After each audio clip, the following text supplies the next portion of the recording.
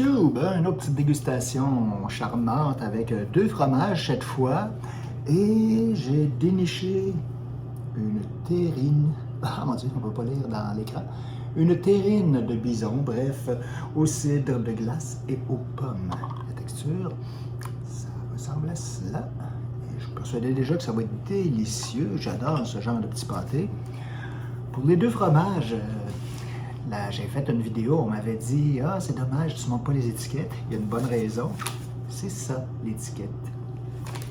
Pas tellement passionnant, puisque c'est un peu comme quand on allait chez le boucher. Ben, le fromager aussi, il coupe un petit morceau dans un gros morceau, puis selon votre appétit et vos moyens peut-être. Et il nous envoie ça, il met une petite étiquette et c'est réglé. Et je vais accompagner ça avec un vin qui s'appelle Vergen. C'est un vin nature, un Malbec 2020. Il y en a qui seraient peut-être portés avec le blanc. Pourquoi pas? C'est une question de goût. Moi, je suis pas mal plus souvent dans le rouge. À votre santé.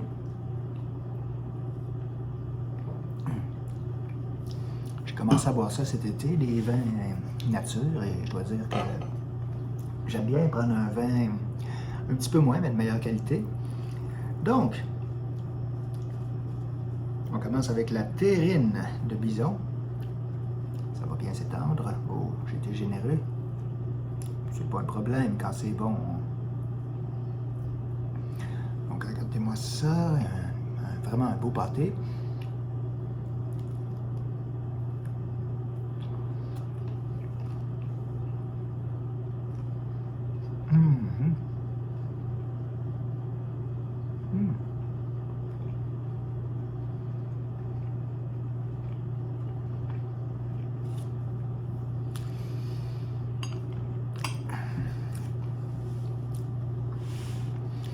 Vraiment délicieux. C'est sûr que la première bouchée, à la surface, il y a un petit peu plus de gras qui est très léger, c'est pas très gras. Mais le côté de la pomme, on le sent, le cidre de pomme, c'est tout en subtilité. Une belle douceur, rien de désagréable à dire là-dessus. Mon autre fromage, puisque je dois en parler. Donc, époisse. AOP, mon Dieu, j'ai appellation d'origine, en fait, je ne sais pas. Je ne sais pas ce que signifie le AOP, désolé, j'ai oublié de demander la question quand j'étais là-bas. Bref, c'est un vache pasteurisé, et dans le fond, il y a un petit peu de ça vient de mon Dieu, Bourgogne en France. C'est un fromage qui est très coulant. On m'a fortement suggéré de le manger chambré, d'autant plus que le fromage a déjà une certaine maturité. J'essaie de développer sans tout beurrer. C'est comme un camembert trop mûr.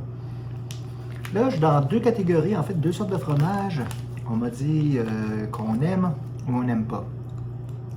Celui-là, je fais vraiment le test, la découverte. J'ai pas goûté là-bas.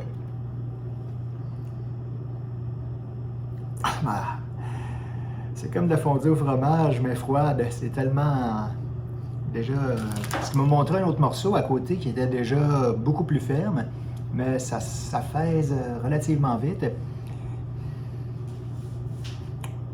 Une odeur assez présente.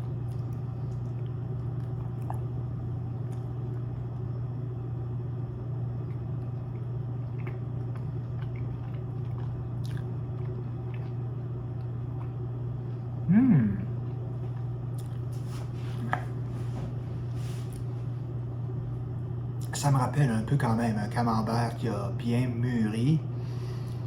On n'est pas au point qu'on va détecter un goût d'ammoniac. C'est pas très appétissant dit comme ça, mais un camembert trop mûr, c'est pas bon. Mais ça, c'est clair, il va falloir que je mange ça dans un jour ou deux, sinon ça va être trop. J'ai posé la question au fromager s'il arrivait à tout le passer, qu'est-ce qu'il faisait si ça se recyclait un fromage comme ça quand ça ramollissait trop et que c'était plus consommable. En fait, un fromage est toujours consommable. C'est juste qu'il va finir par sécher. On pourrait très bien ensuite passer ça dans une sauce. Attendez, je vais finir ma bouchée.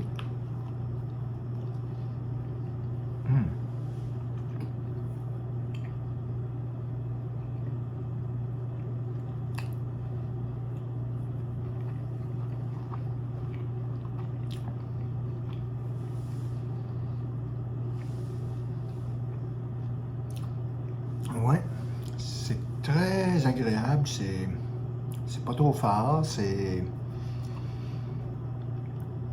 mais c'est pas non plus un camembert, hein, c'est beaucoup plus goûteux qu'un camembert.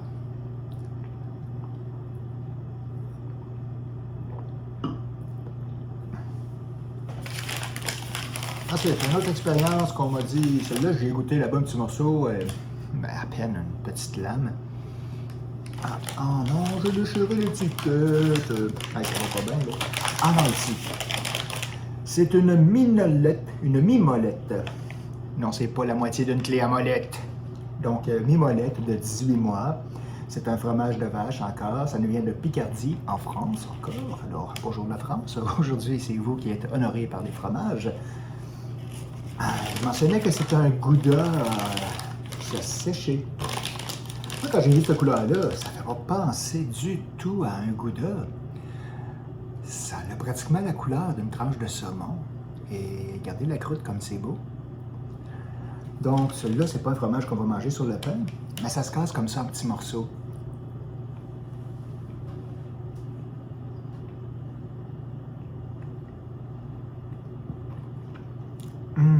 C'est plein de saveurs. Ça continue encore de prendre un petit peu d'ampleur. J'ai presque trop de salive pour parler. C'est vraiment très bon. C'est sûr qu'en séchant, le fromage a pris de la force. C'est difficile de décrire. C'est sûr que j'ai mangé, je trouve que ça a une texture un peu comme un cheddar vieilli aussi, un peu.